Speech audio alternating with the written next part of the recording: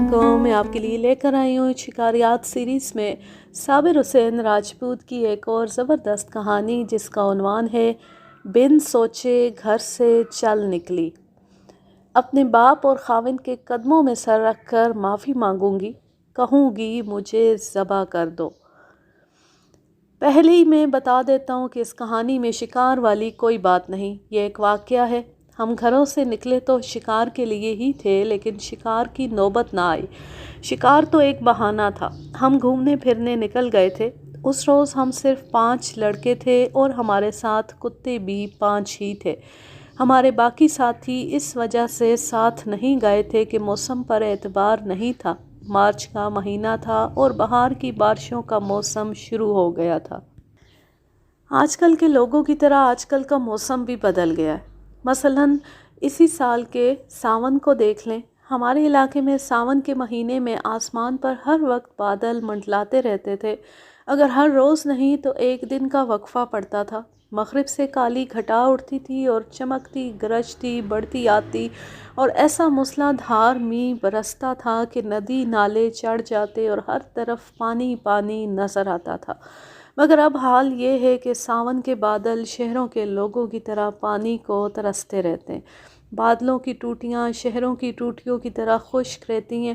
اس سال کے ساون میں تو بادل بھی نہیں آئے، شاید شرم کے مارے نہیں آئے۔ موسم بہار کی بارشوں کا بھی دستور تھا۔ کالی گھٹا آتی اور کھل کر برستی تھی۔ بہار کی گھٹاؤں میں ایک خطرہ یہ بھی ہوتا تھا کہ اولے بھی پڑتے تھے، اور کبھی اتنے موٹے اولے پڑتے تھے کہ ایک اولے کا وزن نصف سے 1.5 چٹانگ تک ہوتا تھا۔ دوسرا خطرہ یہ کہ بہار کی گھٹاؤں میں گرنے والی بجلی ہوتی تھی۔ اب وہ بات نہیں رہی۔ کبھی تو شک ہوتا ہے کہ خداوند تعالیٰ نے پاکستان کے بادلوں کا انتظام پاکستانیوں کے حوالے کر دیا ہے، اسی لیے بادلوں میں نہ پانی رہا ہے نہ بجلی۔ کچھ دن گزرے، ہم 4-5 بوڑھے اکٹھے بیٹھے گپ شپ لگا رہے تھے۔ بوڑھے جب مل بیٹھتے ہیں تو یہ ثابت کرنے کی کوشش کرتے ہیں کہ آج کی نسل بدمعاش ہے اور ہم شریف ہوا کرتے تھے۔ میری محفل کے 2 بوڑھے ایسے ہیں جو جوانی میں شاید شریف ہوتے ہوں گے۔ اب ان کے چال چلن کا یہ حال ہے کہ کوئی عورت قریب سے گزر جائے تو وہ اینکیں اتار کر صاف کرتے اور آنکھوں پر رکھ لیتے ہیں، اور جب تک عورت جاتی نظر آتی رہتی ہے وہ دیکھتے رہتے ہیں۔ اس روز ہم گھر کے باہر بیٹھے آج کی اور اپنے کل کی باتیں کر رہے تھے۔ باتیں رشوت اور ناانصافی کی ہونے لگیں تو ایک بوڑھا بولا، انگریزوں کی حکومت کی بات ہی کچھ اور تھی جی، کیا ٹائم پر بارشیں ہوتی تھیں۔ اب تو بد انتظامی کا یہ حال ہے کہ بارشیں ہوتی ہی نہیں، ہوتی ہیں تو بے ٹائمی ہوتی ہیں۔ ہمارا ایک اور بوڑھا دوست جس کے سامنے عورت آ جائے تو سر جھکا لیتا ہے، اور عورت قریب سے گزر جائے تو پیچھے مڑ مڑ کر دیکھتا رہتا ہے۔ کہنے لگا، انگریزوں کے زمانے میں معمولی سی بھینس بھی 13-14 سیر روزانہ دودھ دیتی تھی۔ آج بھینس 3-4 سیر سے زیادہ دودھ نہیں دیتی۔ اس لحاظ سے پاکستان بابرکت ہے۔ میں نے کہا، بھینس چاہے 3-4 سیر ہی دودھ دے، گوالا 3 کو 13 اور 4 کو 14 سیر بنا لیتا ہے۔ معلوم نہیں یہ بڑھاپے کا فائدہ ہے یا نقصان کہ بوڑھا بات شروع کرتا ہے تو بات سے بات نکلتی چلی جاتی ہے اور اصل بات کہیں روپوش ہو جاتی ہے۔ میں نے بات یہ شروع کی تھی کہ اس روز شکار پر ہم صرف 5 لڑکے گئے تھے۔ ہمارے باقی دوست اس وجہ سے نہ جا سکے کہ موسم کا کچھ بھروسہ نہ تھا۔ موسم بہار کی بارش اچانک آ جاتی تھی اور بہت تیز برستی تھی، اور اس کے ساتھ اولے بھی پڑتے اور بجلی گرنے کا خطرہ بھی ہوتا تھا۔ ہم پہلے 3 بار اس موسم میں خراب ہو چکے تھے۔ ہم دراصل شکار کے موڈ سے نہیں نکلے تھے۔ موسم بہت اچھا تھا اور فراغت بھی تھی۔ ہمارا علاقہ بارانی ہے۔ بارشیں وقت پر ہو جانے کی وجہ سے گندم کی فصل نہایت اچھی اٹھی تھی، اس کی خوشی الگ تھی، اس لیے ہم پر سیر سپاٹے اور ہنسنے کھیلنے کا موڈ طاری تھا۔ ہم جب شکار کے لیے جایا کرتے تھے تو صبح ابھی تاریک ہوتی تھی تو ہم نکل جاتے تھے۔ اس صبح اچانک لہو گرم کرنے کا موڈ بن گیا تو ہم کتوں کے ساتھ اس وقت گھروں سے نکلے جب سورج افق سے اٹھ رہا تھا۔ ہم میں سے 3 لڑکوں کی ماؤں کے موڈ کالعدم سیاسی پارٹیوں کے لیڈروں جیسے تھے۔ ان میں میری ماں خاص طور پر قابل ذکر تھیں۔ ہم 5 اکٹھے نکلنے کے بجائے اکیلے اکیلے گلیوں میں گم ہو گئے اور مختلف راستوں سے गांव से निकल गए। जिस तरह दुश्मन के इलाके में फंसे हुए गोरीले छुप छुप कर निकला करते हैं, हम गांव से निकल गए और गप्पे हाँकते अपने इलाके की ज़मीन के खड़ नालों में गायब हो गए। कुत्तों को हमने खुला छोड़ दिया था और वो भी हमारी तरह हंसी खुशी इधर उधर भाग दौड़ रहे थे। 2-3 बार कुत्ते किसी शिकार के पीछे दौड़े, हमने उन्हें खुली छुट्टी दे रखी थी। इस तरह कमोबेश हम 4 मील दूर निकल गए और अचानक वो खूबसूरत बादलों के टुकड़े जो आसमान पर अलग अलग मंडला रहे थे इकट्ठे होने लगे। हम उस वक्त नशेबी इलाके में थे।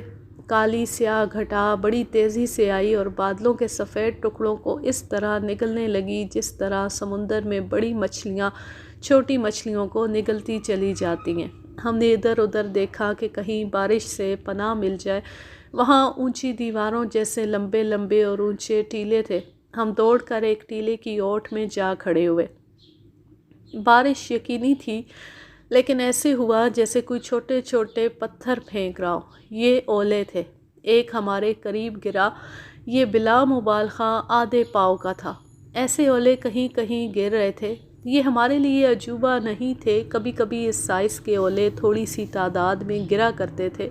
हमारे सामने जो ओले गिरे वो चंद एक ही थे।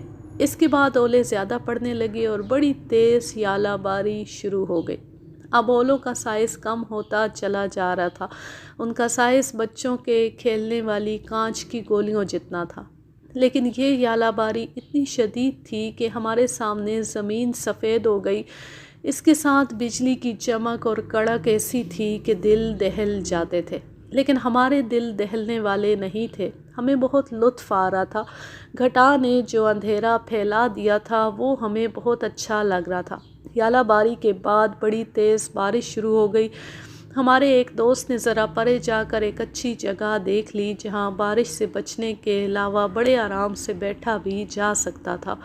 हम वहाँ जा बैठे। आधे घंटे तक बारिश ख़त्म हो गई। हम पनाह से निकले और चल पड़े। अब हमें वापस आना था। अगर हम शिकार खेलना चाहते तो बेकार था। यालाबारी और बारिश की वजह से हमारा शिकार यानी गीदड़, खरगोश, सेब वगैरह ज़मीन के नीचे चले गए थे। वहाँ से तकरीबन 1 मील आगे एक जगह बुलंदी से पानी गिरता था। हमने 2-3 बार ये आबशार देखी थी। हमारे एक दोस्त ने कहा कि अब ये आबशार देखने वाली होगी, चलो वहाँ तक चलते हैं। हम सब उठे और उधर को चल पड़े। कीचड़ ज़्यादा हो गया था, फिसलन भी थी। हम चलते फिसलते वहाँ जा पहुँचे। वाकई ये आबशार देखने के काबिल थी। ऊपर के तमाम इलाके का पानी सैलाबी नदी की तरह 40-50 फुट की बुलंदी से गिर रहा था। उसका शोर हमें बहुत अच्छा लगा और हम मुख्तलिफ ज़ावियों से आबशार को देखने लगे। मैं चूँकि कोई और वाक़या सुनाने लगा हूँ, इसलिए मैं वो सब मंज़र बयान नहीं कर रहा जो हमने वहाँ देखे। कुछ देर वहाँ गुजार कर हम वहाँ से चल पड़े। हमने अब वापस आना था। इस मौसम में घूम फिर कर हम यूँ महसूस कर रहे थे जैसे हमारे जिस्मों में खून बढ़ गया हो और हम पहले से ज़्यादा तंदुरुस्त और तवाना हो गए हों। हम अगर उस रास्ते से वापस आते जिस रास्ते से गए थे तो हमें बहुत मुश्किल पेश आती। उस तरफ खड़, नाले और घाटियाँ ज़्यादा थीं। हमने दूर का चक्कर काटने का इरादा किया। वो इलाका ऐसा था जिसमें रेत और कंकरियाँ ज़्यादा थीं, सिलों वाली चट्टानें भी थीं और वो इलाका आम रास्तों से हटकर आबादियों से बहुत दूर था। हमने कुत्तों को खुला छोड़ा हुआ था और चलते जा रहे थे। कुत्ते हमारे आगे आगे बिखरे हुए इधर उधर घूम फिर रहे थे। हम टीलों और चट्टानों के दरमियान जा रहे थे कि तकरीबन 150 गज दूर एक आदमी एक तरफ से सामने आया और हमें देखकर बहुत तेज़ी से वापस चला गया। साफ पता चलता था कि वो हमें देखकर पीछे को भागा है। वो इलाका ऐसा था जैसे हम एक गली में जा रहे थे और वो उस गली से मिलने वाली गली में से आया था और पीछे को भाग गया। हमें कोई शक नहीं होना चाहिए था। हम भी तो इस वीराने में घूम फिर रहे थे। लेकिन इससे पहले ऐसे वाक़यात हो चुके थे कि एक आदमी हमें देखकर छुप गया। हमने जाकर देखा तो वो कोई मुजरिम निकला। हम आगे चलते गए और उस जगह जा पहुँचे जहाँ वो आदमी सामने आया था। वहाँ टीलों के दरमियान से तंग सा रास्ता था। ہم ادھر کو گئے، ادھر مٹی کی دیواروں کی طرح ٹیلے کھڑے تھے، درخت بہت تھے، گھاس بھیگی ہوئی تھی۔ ہمارے سامنے جو علاقہ آ گیا یہ کسی وسیع و عریض قلعے کے اندر کے حصے جیسا لگتا تھا۔ ہم اس کے اندر چلے گئے۔ ہمارے سامنے ایک ٹیلہ دوسروں سے ذرا لمبا تھا اور کچھ آگے جا کر ختم ہو جاتا تھا۔ ہمارے ایک دوست نے آہستہ سے کہا کہ اس ٹیلے کے پیچھے سے ہمیں کوئی دیکھ رہا ہے۔ ہم نے ادھر دیکھا، وہ جو کوئی بھی تھا بہت ہی بے وقوف تھا۔ وہ ہمیں ٹیلے کے اگلے سرے کے پیچھے چھپا ہوا ایک آنکھ سے اس طرح جھانک رہا تھا کہ اس کا آدھا چہرہ صاف نظر آتا تھا۔ یہ یقیناً وہی شخص تھا جو پہلے ہمیں دیکھ کر پیچھے کو بھاگا تھا۔ ہم اسی طرف چلے جا رہے تھے، ہم نے ادھر نہیں جانا تھا، ہم وہ جگہ پیچھے چھوڑ آئے تھے جہاں سے ہم نے دوسری طرف مڑ جانا تھا۔ ہم تو اس آدمی کی پراسرار حرکتیں دیکھ کر اس کے تعاقب میں چل پڑے۔ وہ عمر ہی ایسی تھی، ذرا سا کہیں شک ہوتا تو ادھر چل پڑتے کہ کوئی تماشا ہوگا۔ کتوں کے ساتھ ہماری دوستی اتنی گہری اور اتنی پرانی تھی کہ ہم میں ان کی کئی عادتیں پیدا ہو گئی تھیں، جن میں سے ایک یہ تھی کہ ہم مشک لیتے پھرتے تھے۔ اسی عادت کے تحت ہم اس آدمی کے پیچھے چل پڑے تھے کہ وہ کر کیا رہا ہے۔ میں آپ کو جو کہانیاں سناتا رہتا ہوں یہ ہماری اسی عادت سے حاصل ہوئی تھی کہ ہمیں بلی اور کتے والا تجسس تھا۔ خدا نے علامہ اقبال سے کہا تھا، ڈھونڈنے والوں کو ہم دنیا نئی دیتے ہیں۔ ہم انہی ڈھونڈنے والوں میں سے تھے، اس لیے ہمیں خدا نئی سے نئی کہانیاں دیتا تھا۔ کون یالہ باری اور بارش میں ویرانوں میں پھرتا ہے؟ وہ ہم تھے۔ گھر کی چار دیواری کے قیدیوں کو ہم یہ واقعات سنایا کرتے تھے تو وہ حیران ہوتے تھے، اور آج یہ واقعات سناتا ہوں تو بعض لوگ کہتے ہیں کہ یہ تو افسانے لگتے ہیں۔ کوئی جو بھی سمجھے، بات یہ ہے کہ اس وقت ہم نہ سمجھ تھے اور یہ دیکھنے کے لیے آگے چلے گئے کہ یہ آدمی کون ہے اور کیا کر رہا ہے۔ ہم بہت تیز چلتے وہاں تک پہنچ گئے اور اس طرف مڑے جدھر وہ آدمی کھڑا تھا۔ وہ جگہ ایسی تھی جسے آپ نیم گول کنواں کہہ لیں۔ وہاں گولائی میں مٹی کی دیوار کھڑی تھی جسے ہماری زبان میں دندی کہا جاتا ہے۔ اس میں بڑے بڑے تودے لٹک رہے تھے، پتہ چلتا تھا کہ ابھی گر پڑیں گے۔ دیوار میں شگاف سے بھی تھے اور ایک شگاف زمین کے ساتھ تھا جو چھوٹا سا غار یا گف بنا ہوا تھا۔ وہ آدمی اس گف کے سامنے کھڑا تھا، اس کے چہرے پر گھبراہٹ اور پریشانی تھی۔ وہ ہم سے تھوڑا ہی بڑا تھا، عمر 23-24 سال ہوگی۔ شکل و صورت بڑی اچھی تھی، قد بت بھی اس وقت کے معیار کے مطابق اچھا تھا۔ وہ دیہاتی تھا لیکن کپڑوں سے خوشحال اور بڑی سادھ کا دیہاتی لگتا تھا۔ وہ ہمیں چپ چاپ کھڑا دیکھ رہا تھا۔ ہم پولیس کے آدمی تو نہیں تھے کہ اس سے باز پرس کرتے کہ وہ یہاں کیا کر رہا ہے۔ ہم بھی اسے خاموشی سے دیکھتے رہے۔ میرے عزیز دوست شہباز خان نے سب سے پہلے دیکھا اور ہمیں آہستہ سے بتایا کہ اس کے پیچھے گف میں کوئی آدمی لیٹا ہوا ہے۔ میں نے اس آدمی کے پیچھے دیکھا تو مجھے 2 پاؤں اور گھٹنوں تک ٹانگیں نظر آئیں۔ مجھے شک ہوا کہ یہ عورت کی ٹانگیں ہیں۔ وہ عورت تھی یا مرد زندہ نہیں ہو سکتا تھا۔ یہ شک بھی ہوا کہ یہ آدمی اور اندر چھپی ہوئی عورت یہاں حدود آرڈیننس کی خلاف ورزی کرنے آئے ہوں گے۔ اس وقت انگریز کا قانون چلتا تھا، اس قسم کی نازیبہ حرکات اس وقت بھی جرم تھا۔ وہ کون ہے؟ شہباز خان نے اس آدمی سے پوچھا۔ تم کیا کرو گے پوچھ کر؟ جاؤ اپنا کام کرو، اس نے عام سے لہجے میں کہا۔ نہیں جاتے، ہم یہیں کھڑے رہیں گے۔ لاش ہے؟ ہمارے ایک دوست نے پوچھا۔ اس نے سر ہلا کر بتایا کہ لاش نہیں۔ ہمارے کتے اس کے قریب چلے گئے۔ وہ شخص بولی سے ذرا ڈرا اور پرے ہٹ گیا۔ انہیں ایک طرف کرو یارو، تم کہاں سے آ گئے ہو؟ ہم ٹلنے والے نہیں تھے۔ اس کے ساتھ کچھ اور مکالموں کا تبادلہ ہوا۔ آخر اس نے لمبا سانس لیا اور ہم سے ہمارے گاؤں کا نام پوچھا۔ ہم نے بتا دیا۔ تم سب خاندانی معلوم ہوتے ہو، مجھے امید ہے کہ تم میری مدد کرو گے۔ کیوں نہیں کریں گے، تم بات کرو۔ اس نے اپنے گاؤں کا نام بتایا۔ وہ تحصیل چکوال کا ایک گاؤں تھا جس کا ہمارے گاؤں سے فاصلہ 15-20 میل کے درمیان تھا۔ گاؤں کی ایک لڑکی اس کے پیچھے گھر سے نکل آئی تھی۔ طے کیے ہوئے پروگرام کے مطابق وہ صبح سویرے گھر سے نکل آیا تھا۔ لڑکی کھیتوں میں جانے کے بہانے گھر سے نکلی اور اس آدمی کے پیچھے پیچھے آ گئی۔ وہاں سے کھٹ نالوں اور ٹیلوں گھاٹیوں کا علاقہ شروع ہو جاتا تھا۔ اونٹ اور ہاتھی بھی غائب ہو جاتے تھے۔ وہ دونوں عام راستوں سے دور دور ٹیلوں وغیرہ کی اوٹ میں چھپتے چھپاتے چلتے آئے اور جب یہاں پہنچے تو اولے پڑنے لگے۔ اس نے پہلے اولوں کا سائز وہی بتایا جو میں نے آپ کو بتایا ہے۔ ہمیں تو قریبی پناہ مل گئی تھی اور بڑی جلدی اس پناہ میں چلے گئے تھے، لیکن ان دونوں کے قریب کوئی جگہ سر چھپانے کے لیے نہیں تھی، قریب کوئی درخت بھی نہیں تھا۔ اس آدمی کے سر پر پگڑی تھی، پگڑی پر ایک اولا لگا جس کی ضرب سے سر بچ گیا۔ لڑکی کے سر پر ململ کا دوپٹہ تھا، اس کے سر پر ایک دو وزنی اولے لگے۔ غور کریں کہ ایک تو اولے وزنی تھے اور وہ آسمان سے آئے تھے۔ رفتار کا اندازہ آپ کر سکتے ہیں۔ لڑکی گر پڑی، اس کے فوراً بعد یالہ باری تیز ہو گئی۔ اولوں کا سائز چھوٹا تو ہو گیا تھا، لیکن اتنا چھوٹا نہیں کہ انسان اپنے سر پر ان کی ضربیں سہ سکتا۔ اس نوجوان نے اس لڑکی کو اٹھا لیا اور اس جگہ تک آ گیا۔ لڑکی بے ہوش تھی، اولے ختم ہوئے بہت وقت گزر چکا تھا، مگر لڑکی ابھی تک بے ہوش پڑی تھی۔ ہم نے باری باری لڑکی کو دیکھا، وہ گف میں لیٹی ہوئی نہیں، بیٹھی ہوئی تھی۔ وہاں لیٹنے کی جگہ نہیں تھی۔ لڑکی کی پوزیشن یہ تھی کہ اس کی پیٹھ گف کی دیوار کے ساتھ لگی ہوئی تھی اور ٹانگیں آگے کو لمبی کی ہوئی تھی۔ لڑکی کا سر ایک طرف کو ڈھلکا ہوا تھا۔ میں نے لڑکی کے ماتھے پر گول ابھار دیکھا تھا، خون نہیں نکلا تھا، خون سر پر نظر نہیں آتا تھا۔ خون نہ نکلے تو چوٹ کا درد شدید ہوتا ہے۔ لڑکی خاصی خوبصورت تھی، وہ زندہ تھی۔ میں نے پگڑی بارش میں بھگو کر اس کے منہ میں قطرہ قطرہ پانی ٹپکایا ہے، لیکن یہ تو ہوش میں آتی ہی نہیں۔ تم اسے لے جا کہاں رہے تھے؟ کیا تم ہمیشہ کے لیے گاؤں سے جا رہے ہو؟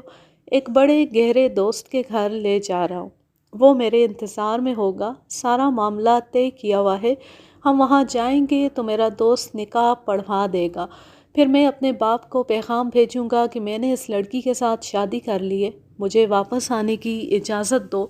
اجازت نہیں دو گے تو ساری عمر میری صورت نہیں دیکھ سکو گے۔ کیا لڑکی یتیم ہے؟ اس کا آگے پیچھے کوئی نہیں، سبھی ہیں، اس کا باپ ہے، چچا ہے، دو بھائی ہیں۔ نکاح پڑھا گیا تو ان کے قدموں میں سر رکھ کر معافی مانگ لوں گا، لیکن اس وقت یہ ڈر ہے کہ لڑکی کو غائب پا کر وہ اسے ڈھونڈنے نکل پڑے تو کوئی انہیں یہ نہ بتا دے کہ لڑکی اس طرف جاتی دیکھی گئی تھی۔ وہ یہاں آ گئے تو ہم دونوں کو زندہ نہیں چھوڑیں گے۔ لڑکی ہوش میں نہیں آ رہی، اسے کندھے پر اٹھا کر تمہیں کہیں نہیں جا سکتا۔ کیا تم میری مدد کر سکتے ہو؟ کیا مدد کریں؟ تم خود سوچو۔ ایک یہ ہو سکتا ہے کہ لڑکی کو باری باری اٹھاؤ، میں بھی اٹھاؤں گا، اور ہمیں دوست کے گاؤں پہنچا دو۔ دوسری مدد یہ ہو سکتی ہے کہ تمہارا گاؤں قریب ہے، وہاں تک پہنچا دو۔ میں کہوں گا کہ یہ میری بیوی ہے، تمہارے گاؤں میں کوئی سیانا ہوگا، وہ اسے ہوش میں لے آئے گا اور کوئی دوا دارو دے دے گا۔ ہم اس جرم میں شامل ہو کر پھنسنا نہیں چاہتے تھے، نہ پھنستے تو اپنے بزرگ ہمیں جوتے مارتے۔ ہم نے اسے کہا کہ یہ لڑکی اس کی بیوی ہوتی یا بہن ہوتی یا کوئی اور رشتہ ہوتا تو ہم اسے اٹھا کر اپنے گاؤں لے جاتے اور ہر طرح کی مدد کرتے۔ پھر یہی مدد کر دینا، کسی کو یہ نہ بتانا کہ تم نے مجھے یہاں اس لڑکی کے ساتھ دیکھا تھا۔ ہم نے اس کو تسلی دی کہ ہم کسی کو نہیں بتائیں گے۔ پھر ہم وہاں سے آ گئے۔ راستے میں ہم انہی کی باتیں کرتے رہے۔ ابھی 15 دن ہی گزرے تھے، رات کا پچھلا پہر تھا۔ رات کو بارش برسی تھی اور بجلی کے دھماکے اتنے زوردار تھے کہ لوگ جاگ اٹھے، اور مویشی جو بیٹھے تھے بدک کر اٹھ کھڑے ہوئے۔ میری بھی آنکھ کھل گئی تھی۔ میرے والد صاحب نے کہا تھا کہ بجلی کہیں قریب گری ہے۔ اس کے بعد ہم پھر سو گئے۔ رات کے پچھلے پہر باہر کی کچھ آوازوں سے آنکھ کھل گئی۔ یہ 2-3 آدمیوں کی آوازیں تھیں۔ بارش کبھی کی ختم ہو چکی تھی۔ اپنے والد صاحب کے ساتھ میں بھی اٹھا اور ہم باہر نکلے۔ گاؤں کے 3-4 آدمی باہر کھڑے اونچی آواز میں باتیں کر رہے تھے۔ پتہ چلا کہ ابھی ابھی ان میں سے ایک آدمی کے دروازے پر کسی نے بڑی زور زور سے ہاتھ مارے۔ اس کے ساتھ ایک عورت کی چیختی ہوئی آوازیں سنائی دیں، دروازہ کھولو، جلدی کرو، دروازہ کھولو۔ دروازہ کھولا، لالٹین کی روشنی میں دیکھا کہ ایک جوان لڑکی ہے جس کے چہرے پر خون کی لکیریں ہیں اور اس کے کپڑے بھیگے ہوئے ہیں اور ان پر بھی خون ہے۔ دروازہ کھولنے والا آدمی ڈر گیا۔ وہ لڑکی کو اپنے گھر میں نہیں لے جانا چاہتا تھا، لیکن لڑکی اسے دھکیل کر اندر چلی گئی۔ مجھے تھانے تک لے چلو یا میرے گاؤں تک پہنچا دو۔ لڑکی روتی اور کہتی تھی میں اپنے خاوند کو زہر دے کر آئی ہوں۔ اس نے اپنے گاؤں کا نام بتایا، اپنے باپ اور اپنے خاوند کا نام بھی بتایا۔ اس گھر کا آدمی بہت گھبرایا۔ اس نے ساتھ والے گھروں سے آدمیوں کو جگایا اور بتایا کہ یہ ماجرا ہوا ہے۔ ان آدمیوں نے کہا کہ نمبردار اور 2-4 معززین کو جگا لو۔ چنانچہ نمبردار اور ہماری برادری کے 3-4 بزرگوں کو جگایا گیا۔ ان میں میرے والد صاحب بھی تھے۔ میں بھی ان کے ساتھ اس گھر میں گیا جہاں لڑکی آئی تھی۔ اتنی دیر میں اس گھر کی اور 2 اور گھروں کی عورتوں نے لڑکی کے چہرے سے خون صاف کر دیا تھا اور اس کے بھیگے ہوئے کپڑے اتروا کر اپنے کپڑے پہنا دیے تھے۔ وہ عورتوں کو بتا چکی تھی کہ اس پر کیا بیتی ہے۔ اس نے ان عورتوں کو جو بیان دیا تھا وہ بزرگوں کو ایک عورت نے سنایا۔ لڑکی کے سر کے ایک طرف زخم آیا تھا۔ عورتوں نے اس پر پٹی باندھ دی۔ وہ کہتی تھیں کہ زخم معمولی ہے۔ لڑکی نے یہ بیان دیا تھا کہ وہ گھر سے ایک آدمی کے ساتھ نکل آئی تھی۔ میں اس لڑکی کو دیکھ رہا تھا۔ جب پتہ چلا کہ یہ گھر سے کسی کے ساتھ نکل آئی تھی تو میرا شک یقین میں بدل گیا کہ یہ وہی لڑکی تھی جسے 15 روز پہلے ہم نے ایک آدمی کے ساتھ گف میں بے ہوشی کی حالت میں دیکھا تھا۔ میں نے اسے وہ دن یاد دلایا اور کہا کہ اس کے سر پر اولے لگے تھے۔ اس نے کہا کہ وہ وہی ہے۔ وہ جس کے ساتھ گھر سے بھاگی تھی اس نے ہمیں بتایا تھا کہ لڑکی غیر شادی شدہ ہے، لیکن لڑکی نے اب بتایا کہ وہ شادی شدہ ہے۔ شادی ہوئے ابھی 1 ہی سال گزرا تھا۔ اس کو خاوند اچھا نہیں لگتا تھا۔ وجہ یہ بتائی کہ وہ مذہبی آدمی تھا اور اس نے مولویوں جیسی داڑھی رکھی ہوئی تھی۔ وہ اس لڑکی سے بھی نماز پڑھواتا تھا اور مذہب میں ڈوبا ہوا تھا۔ لڑکی نے عورتوں کو بتایا کہ اس کا خاوند مردہ سا ہو گیا تھا۔ بیوی کو وہ پکا مسلمان بنا رہا تھا، اسے نماز باقاعدہ پڑھنے کو کہتا تھا۔ لڑکی نے اپنی زبان سے تو ایسی بات نہیں کہی ہوگی، یہ میرا اپنا خیال تھا کہ لڑکی آزاد خیال اور ہنسنے کھیلنے والی ہوگی، اور خاوند مذہب میں ڈوبا ہوا سنجیدہ آدمی۔ لڑکی کی محبت اس آدمی کے ساتھ تھی جس کے ساتھ ہم نے اسے دیکھا تھا۔ لڑکی کی نوجوانی اور خوبصورتی میں ایسی کشش تھی جو کسی بھی آدمی کی عقل کو بیکار کر سکتی تھی۔ یہ آدمی ابھی نوجوان اور نا تجربے کار تھا، عقل سے ہاتھ دھو بیٹھا۔ لڑکی اس کے آگے روتی اور کہتی تھی کہ وہ خاوند سے تنگ آ گئی ہے۔ لڑکی نے یہ بھی بتایا کہ شادی کے 5-6 مہینے بعد خاوند نے اسے مارنا پیٹنا شروع کر دیا تھا۔ اس نے لڑکی پر بہت پابندیاں عائد کر دی تھیں جو لڑکی قبول نہیں کرتی تھی۔ لڑکی اپنے والدین سے شکایت کرتی تو وہ اسے کہتے تھے کہ خاوند اسے ناجائز تنگ نہیں کرتا، وہ اس کا حکم مانے اور اسی گھر کو اپنا گھر سمجھے۔ لڑکی تنگ آ گئی۔ ابھی شادی کو 1 سال بھی پورا نہیں ہوا تھا۔ اس نے اپنے چاہنے والے پر ایسا اثر پیدا کیا کہ وہ اس کے اشاروں پر ناچنے لگا۔ انہوں نے کہیں بھاگ جانے کا ارادہ کیا۔ یہ آدمی کہتا تھا کہ وہ فوج یا پولیس میں بھرتی ہو جائے گا۔ لڑکی کو اس نے اپنے علاقے کے ایک گاؤں میں رہنے والے ایک دوست کے گھر رکھنا تھا اور نکاح پڑھوا کر فوج یا پولیس میں بھرتی ہونے کے لیے چلے جانا اور ادھر ہی کہیں اپنا ٹھکانہ بنانا تھا۔ ان کی اسکیم میں صرف جذبات استعمال ہو رہے تھے، عقل سے کام نہیں لیا گیا تھا۔ یہ اسکیم کامیاب ہونے والی تھی ہی نہیں۔ اس میں صرف ایک کام آسان تھا، یہ تھا گھر سے بھاگ جانا۔ اس کے آگے یہ اسکیم ایک سہانا خواب تھا۔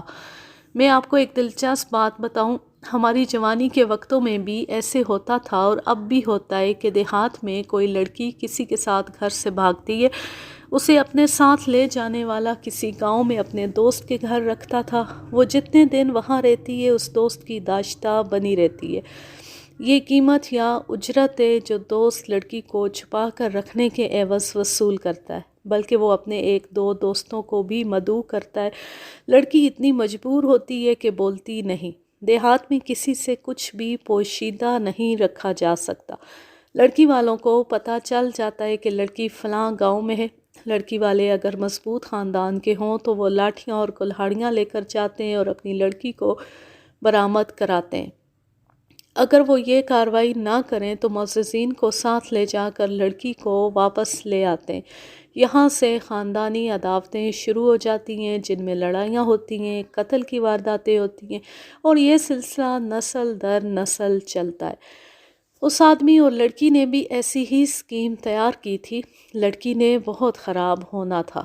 ان کے سامنے ایک مسئلہ یہ بھی تھا کہ لڑکی شادی شدہ تھی۔ خاوند کی موجودگی میں اس کا نکاح کسی اور کے ساتھ نہیں ہو سکتا تھا۔ اس کا انہوں نے یہ حل نکالا کہ لڑکی کے خاوند کو زہر دینے کا فیصلہ کیا۔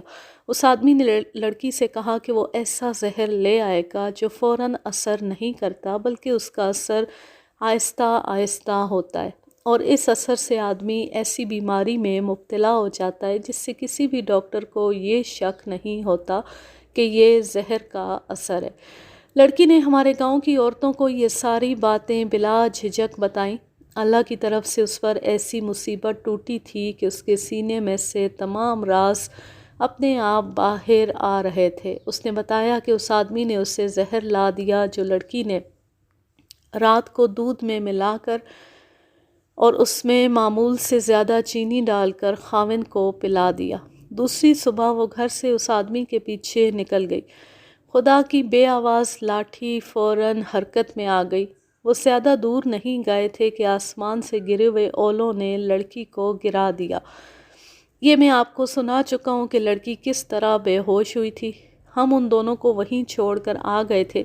اس کے بعد لڑکی پر جو بیتی وہ اس نے اس طرح سنائی کہ لڑکی کو بہت دیر بعد ہوش آئی۔ اس کا سر ابھی تک چکرا رہا تھا اور سر میں بڑا سخت درد تھا۔ لڑکی گھبرا کر اٹھی اور اس جگہ سے باہر نکلی۔ وہ جس کی خاطر گھر سے نکلی تھی وہ وہاں سے غائب تھا۔ لڑکی نے اسے نام لے کر پکارا مگر اس ویرانے میں اسے کوئی جواب نہ ملا۔ میں سمجھ گیا کہ لڑکی بے ہوش تھی، ہوش میں نہیں آ رہی تھی، اور وہ آدمی محبت پر لکیر پھیر کر بھاگ گیا۔ جذبات کالعدم ہو گئے اور عقل کام کرنے لگی۔ اس نے ہمیں کہا تھا کہ وہ یہاں پکڑا گیا تو لڑکی والے اسے قتل کر دیں گے۔ اسے شک ہوا ہوگا کہ لڑکی زندہ نہیں رہے گی۔ لڑکی اس ویرانے میں ماری ماری پھرنے لگی۔ اس نے عورتوں کو بتایا کہ وہ اپنے گاؤں جانے سے ڈرتی تھی۔ عصر کا وقت ہو گیا اور وہ صبح سے غائب تھی۔ وہ گھر جاتی تو سورج غروب ہو چکا ہوتا۔ خاوند جو مذہب کا شیدائی اور مذہبی پابندیوں کا قائل تھا، لڑکی کو اپنے گھر میں داخل نہ ہونے دیتا اور لڑکی کا باپ اس کی الگ پٹائی کرتا۔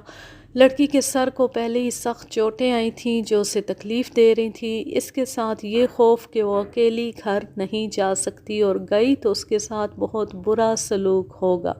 وہ کہتی تھی کہ اسے یہ امید نہیں تھی کہ جس نے اس کی محبت کی خاطر اپنی جان کو بھی خطرے میں ڈال دیا تھا وہ اسے اکیلا چھوڑ کر بھاگ جائے گا۔ وہ اسے ڈھونڈنے لگی اور بار بار اسے پکارتی تھی۔ وہ ادھر ادھر بھاگتے دوڑتے ایسی جگہ پہنچ گئی جہاں قریب سے راستہ گزر رہا تھا۔ اچانک دو آدمی آ گئے۔ لڑکی نے چھپنے کی کوشش کی لیکن ان آدمیوں نے اس کو دیکھ لیا تھا۔ وہ اس کے پیچھے آئے اور اسے پکڑ لیا۔ انہوں نے لڑکی سے پوچھا کہ وہ کس گاؤں کی رہنے والی ہے اور یہاں کیا کر رہی ہے۔ لڑکی نے رونا شروع کر دیا۔ انہوں نے اسے تسلی دی اور ایسی شفقت سے پیش آئے کہ لڑکی نے بتا دیا کہ وہ کس گاؤں کی رہنے والی ہے اور وہ یہاں کس طرح پہنچی اور کس طرح بے ہوش پڑی رہی ہے۔ اس نے روتے روتے بتایا کہ وہ جس کی خاطر گھر سے نکلی تھی وہ اسے بے ہوشی کی حالت میں چھوڑ کر بھاگ گیا ہے۔ یہ دونوں بلکہ ان میں سے ایک آدمی بہت چالاک تھا۔ بعد میں پتہ چلا کہ یہ شخص بدمعاش اور جرائم پیشہ تھا۔ اس نے لڑکی کو اپنے قبضے میں لینے کے لیے اسے دھوکہ دیا۔ اس شخص کو میں جانتا ہوں، اس نے لڑکی سے کہا۔ وہ بہت بڑا دھوکے باز ہے۔ وہ پہلے بھی 2 لڑکیوں کو ورغلا کر گھر سے نکال لے گیا تھا اور انہیں بیچ کر واپس آ گیا تھا۔ وہ دوسرے گاؤں کی لڑکیاں تھیں۔ اب وہ تمہیں محبت کا دھوکہ دے کر بیچنے کے لیے ساتھ لے جا رہا تھا۔ اس شخص نے ایسی ہمدردی اور پیار سے اس لڑکی کے ساتھ باتیں کی کہ وہ اس کی باتوں کو سچ ماننے لگی۔ لڑکی نے اس سے پوچھا کہ وہ اب کہاں جائے۔ اس چالاک آدمی نے لڑکی کو بہت ڈرایا اور کہا کہ اس نے 3-4 آدمیوں کو ادھر ادھر گھومتے پھرتے دیکھا ہے اور اس نے ان سے پوچھا تھا کہ کیا ان کا کوئی مویشی گم ہو گیا ہے۔ انہوں نے بتایا کہ ان کی لڑکی لاپتہ ہو گئی ہے اور وہ اسے ڈھونڈ رہے ہیں۔ اس شخص نے لڑکی کے ساتھ یہ جھوٹ بھی بولا کہ وہ آدمی کہتے تھے کہ لڑکی جہاں ملی وہیں اسے قتل کر کے زمین میں دبا دیں گے۔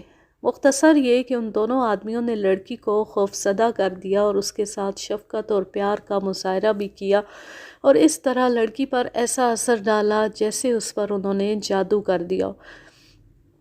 لڑکی ان کے ساتھ چل پڑی۔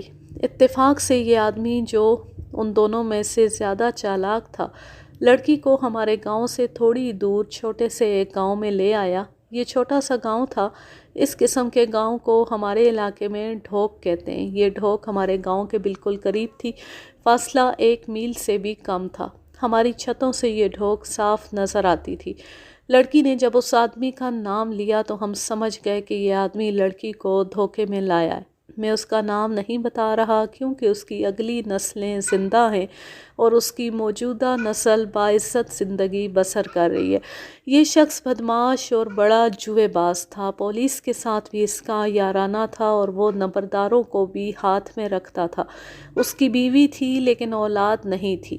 یہ برائے نام بیوی تھی، غریب اور سادہ طبیعت کی عورت تھی اور وہ نوکرانیوں کی طرح اس شخص کے ساتھ رہ رہی تھی۔ یہ آدمی اپنا رعب رکھتا تھا۔ بدمعاش اور بد کردار ہونے کے باوجود اپنے ارد گرد کے دیہات کے لوگ اس کی عزت کرتے تھے۔ اس کی وجہ یہ تھی کہ وہ کسی کے گھر میں چوری چکاری نہیں کرتا تھا اور ہر کسی کے ساتھ پیار سے بولتا تھا۔ ہمارے گاؤں میں بھی اس کا آنا جانا تھا اور ہمارے ساتھ اس کی گپ شپ رہتی تھی۔ وہ لڑکی کو اپنے گھر لے آیا۔ جب وہ اپنے گاؤں میں پہنچا تو اس وقت رات ہو چکی تھی۔ اس نے اپنی بیوی کے متعلق لڑکی کو بتایا کہ یہ اس کی نوکرانی ہے۔ اس نے لڑکی کو شادی کے لیے راضی کر لیا۔ اس نے یہ بھی نہ سوچا کہ لڑکی کا خاوند زندہ ہے۔ صبح یہ شخص ڈھوک کی مسجد کے مولوی کو گھر لے آیا۔ 2 اور آدمی آئے جن میں ایک وہی تھا جو گزشتہ روز اس آدمی کے ساتھ تھا۔ مولوی نے ان کا نکاح پڑھا دیا۔ آج کل تو نکاح فارم بن گئے ہیں، اس وقت نکاح رجسٹر ہوا کرتا تھا۔ لڑکی نے بتایا کہ نکاح کے وقت کوئی رجسٹر نہیں تھا۔ ایک کاغذ پر لڑکی کا انگوٹھا لگوایا گیا تھا۔ اس کاغذ پر اس آدمی نے انگوٹھا لگایا تھا اور کاغذ پر مولوی نے کچھ لکھا تھا۔ لڑکی ان پڑھ تھی، اسے کچھ پتہ نہ چلا کہ کاغذ پر کیا لکھا گیا تھا۔ 14-15 دن گزر گئے۔ ان دنوں لڑکی اپنے گھر کی چھت پر جاتی رہی۔ گاؤں کی 3-4 عورتوں سے کسی نے بھی لڑکی کو یہ نہ بتایا کہ یہ آدمی اچھے چال چلن کا نہیں۔ صرف اس آدمی کی بیوی تھی جس نے اسے بتایا کہ وہ اس شخص کی نوکرانی نہیں بلکہ بیوی ہے۔ ان 14-15 دنوں کے دوران لڑکی کے سر کی چوٹیں بالکل ٹھیک ہو گئیں اور اس کا رنگ روپ نکھر آیا۔ ایک روز اس شخص نے لڑکی سے کہا کہ اس کے ایک دوست کی بہن کی شادی ہے اور وہ اسے اپنے ساتھ لے جانا چاہتا ہے۔ اس نے لڑکی کو دور کا کوئی گاؤں بتایا۔ لڑکی اپنے آپ کو اس کی بیوی سمجھ رہی تھی۔ وہ شادی پر جانے کے لیے تیار ہو گئی۔ یہ شخص اس کے لیے بڑے اچھے کپڑے سلوا کر لایا تھا۔ وہ رات کو اس گاؤں کو روانہ ہوئے۔ یہ آدمی لڑکی کے لیے ایک گھوڑی لے آیا تھا اور خود پیدل چل پڑا تھا۔ لڑکی نے یہ بھی سوچا کہ شادی پر جانا تھا تو دن کے وقت کیوں نہ گئے۔ دراصل لڑکی اس آدمی سے اتنی متاثر ہو چکی تھی کہ وہ جو کہتا تھا وہ کرتی تھی۔ اس آدمی کی عمر 35-36 سال تھی اور وہ اچھی شکل و صورت کا آدمی تھا۔ بے شک لڑکی دھوکے کا شکار ہوئی تھی لیکن وہ اپنے بڑے شریف اور نیک خاوند کو دھوکہ دے کر آئی تھی۔ خدا کی لاٹھی اس کے ساتھ ساتھ چل رہی تھی۔ موسم ابھی تک بارشوں والا تھا۔ وہ اپنے گاؤں سے بمشکل 1 میل دور گئے ہوں گے کہ موسم بہار کی گھٹا اپنے ساتھ بجلیاں لیے بڑی تیزی سے آ گئی۔ بارش شروع ہو گئی اور اس کے ساتھ ہی بجلی بڑے زور زور سے کڑکنے لگی۔ یہ تو آپ جانتے ہیں کہ بجلی درختوں پر گرا کرتی ہے۔ یہ دونوں بارش سے بچنے کے لیے ایک گھنے درخت کے نیچے جا کھڑے ہوئے۔ لڑکی گھوڑی سے اتر آئی۔ اس کی اترتی اتنی زور کا دھماکہ ہوا جیسے آسمان پھٹ گیا ہو۔ جس درخت کے نیچے وہ کھڑے تھے اس میں سورج جیسی چمک ہوئی اور بڑی زور سے کڑ کڑ کی آواز آئی۔ ایک موٹا ٹہن ٹوٹ کر گر رہا تھا۔ یہ بجلی تھی جو اس درخت پر گری تھی اور اس سے ٹہن ٹوٹ گیا تھا۔ میں نے اندازہ کیا یہ وہی دھماکہ تھا جس پر ہمارے گھر میں بھی سب جاگ اٹھے تھے اور میرے والد صاحب نے کہا تھا کہ بجلی قریب ہی کہیں گری ہے۔ اندازہ کریں کہ جو لوگ تقریباً 1 میل دور تھے اور گھروں کے اندر سوئے ہوئے تھے وہ اس دھماکے سے جاگ پڑے تھے تو ان کا کیا حال ہوا ہوگا جن کے سر پر یہ دھماکہ ہوا تھا۔ لڑکی نے بتایا کہ وہ فوراً بے ہوش ہو گئی اور جب وہ ہوش میں آئی تو بہت بڑا ٹہن اپنی ٹہنیوں کے ساتھ اس کے قریب گرا ہوا تھا اور لڑکی کے سر میں بڑا تیز درد ہو رہا تھا۔ وہ فوراً اٹھی، اس نے محسوس کیا کہ اس کے سر میں چوٹ آئی ہے اور یہ چوٹ اس وقت آئی ہوگی جب وہ دھماکے اور چمک سے ہی بے ہوش ہو کر گر پڑی تھی۔ ہم نے بعد میں جا کر وہ درخت دیکھا تھا، ٹہن اتنا بڑا تھا کہ یہ اس لڑکی کے اوپر گرتا تو وہ زندہ نہیں رہ سکتی تھی۔ اس ٹہن کی کوئی سوکھی ہوئی موٹی ٹہنی لڑکی کے سر کے دائیں طرف لگی جس سے خون نکلنے لگا تھا۔ بہرحال لڑکی کا زندہ رہنا ایک معجزہ تھا، اسے تو صرف دھماکے سے ہی مر جانا چاہیے تھا۔ لڑکی پر ایسا خوف طاری ہوا کہ اسے وہ اولے یاد آ گئے جنہوں نے 14-15 روز پہلے اسے بے ہوش کر کے گرا دیا تھا۔ اس کے ذہن میں یہ خیال آ گیا کہ اس کے قریب بجلی گری ہے اور اس کے بعد بجلی اس کے سر پر گرے گی اور وہ جل کر راکھ ہو جائے گی۔ اس نے اس آدمی کو پکارا مگر وہاں نہ گھوڑی تھی نہ وہ آدمی۔ اس نے درخت کے ارد گرد گھوم کر دیکھا، ٹہن کی شاخوں کے نیچے دیکھا، بارش کب کی تھم چکی تھی، بادل پھٹ گئے تھے، ان میں سے چاند نکلتا تھا تو دھلی ہوئی فضا میں چاندنی بڑی صاف نکلتی تھی۔ وہ آدمی کہیں نظر نہ آیا۔ لڑکی کے سر پر چوٹ کا اثر اور دماغ پر خوف کا اثر اور رات کی تنہائی، وہ واپس چل پڑی۔ بار بار اس کی آنکھوں کے آگے اندھیرا آتا تھا اور گزر جاتا تھا۔ وہ روتی اور خدا سے معافیاں مانگتی تھی۔ ظاہر ہے کہ وہ اپنے ہوش و حواس میں نہیں تھی۔ وہ جس گاؤں میں داخل ہوئی وہ ہمارا گاؤں تھا۔ اس نے پہلی دروازے پر دستک دی اور دروازہ کھل گیا۔ نمبردار اور گاؤں کے معزز بزرگوں نے لڑکی کے ساتھ باتیں کی تو اس نے یہی کہا، مجھے تھانے لے چلو، میں نے اپنے خاوند کو زہر دیا ہے، یا مجھے میرے گاؤں پہنچا دو، میں اپنے باپ اور اپنے خاوند کے قدموں میں سر رکھ کر معافی مانگوں گی اور انہیں کہوں گی کہ مجھے اپنے ہاتھوں ذبح کر دو۔ اس کا گاؤں کم و بیش 20 میل دور تھا۔ ہمارے بزرگوں نے پہلا کام یہ کیا کہ گاؤں میں ایک ہندو حکمت اور جراحی کرتا تھا، اسے بلا کر لڑکی کے سر پر مرہم پٹی کرائی گئی۔ پھر 2 آدمی گھوڑیوں پر لڑکی کے گاؤں بھیجے گئے۔ انہیں لڑکی کے باپ کا نام بتا کر کہا گیا کہ کسی کو پتہ نہ چلنے دیں اور صرف اس کے باپ کو بتائیں کہ اگر اس کی لڑکی لاپتہ ہے اور اس کا یہ نام ہے تو وہ ہمارے گاؤں میں ہے، آ کر لے جائے۔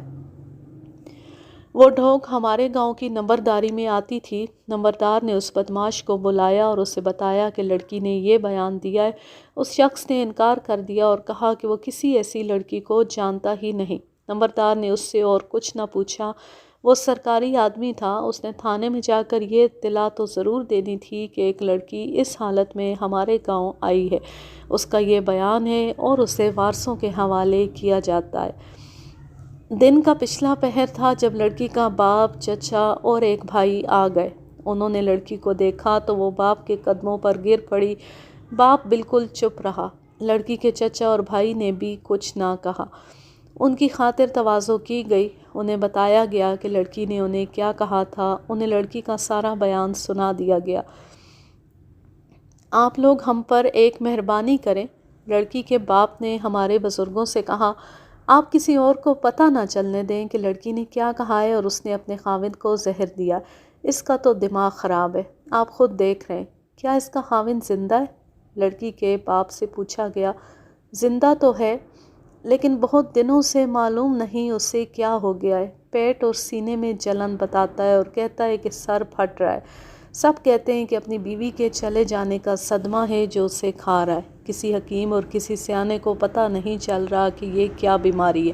اگر آپ کے گاؤں سے وہاں خبر پہنچ گئی کہ ہماری لڑکی نے یہ کہا تھا کہ اس نے اپنے خاوند کو آہستہ آہستہ اثر کرنے والا زہر دیا تھا تو لڑکی کے سسرالی سیدھے تھانے پہنچیں گے اور ہماری لڑکی کو گرفتار کرا دیں گے۔ یہ تو بڑا لمبا قصہ ہے کہ باپ نے کیا کہا اور ہمارے بزرگوں نے کیا کہا۔ ہم سب سمجھ سکتے ہیں کہ لڑکی کے باپ، چچا اور بھائی کے دلوں پر کیا گزر رہی ہوگی۔ لڑکی کے کرتوتوں نے سارے گاؤں میں ان کی پگڑی اچھال دی تھی۔ لوگ اپنی طرف سے بھی کہانیاں گڑھ لیتے ہیں، انہیں ذرا سا اشارہ چاہیے۔ یہاں تو ان کے سامنے بہت بڑا واقعہ ہو گیا تھا۔ وہ لڑکی کو اپنے ساتھ لے گئے۔ اگلے روز اس لڑکی کے خاوند کا باپ 2 آدمیوں کے ساتھ آ گیا۔ یہ بھی لڑکی کے باپ کی طرح معزز لوگ تھے۔ انہوں نے بتایا کہ لڑکی اپنے گاؤں پہنچی تو عورتیں اس کے گھر چلی گئیں۔ لڑکی کا دماغ ٹھکانے نہیں آیا تھا۔ وہ یہی رٹ لگا رہی تھی کہ میں نے اپنے خاوند کو زہر دیا ہے اور مجھے ذبح کر دو یا تھانے لے چلو۔ لڑکی کی ماں نے بہت کوشش کی کہ لڑکی چپ ہو جائے، لیکن وہ چپ نہیں ہوئی تھی۔ اس کے باپ نے گاؤں کی عورتوں کو باہر نکال دیا، لیکن دوستوں اور برادری کی عورتوں کو باہر نہیں نکالا جا سکتا تھا۔